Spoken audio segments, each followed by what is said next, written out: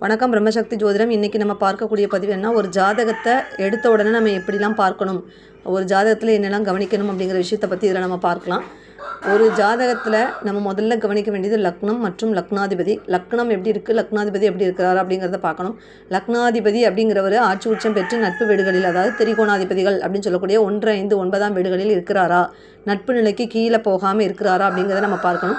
ரெண்டாவது கவனிக்க வேண்டியது திரிகோணாதிபதிகள்.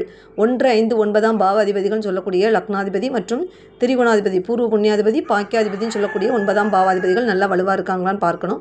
அடுத்தது கேந்திர அதிபதிகள் சொல்லக்கூடிய 1, 4, 7, 10 அப்படிங்கிற கிரகங்கள் வலுவாக இருக்கா அப்படிங்கிறத நம்ம பார்க்கணும். இதெல்லாம் நல்லா வலுவாக இல்லாமல், அதாவது லக்னாதிபதி ஸ்ட்ராங்காக இல்லாமல், திரிகோணாதிபதிகள் வலுக்காமல், கேந்திராதிபதிகள் வலுவாக இல்லாமல் 3, 6, 8, 12 பாவாதிபதிகள் அதிகமாக வலுப்பெறக்கூடாது.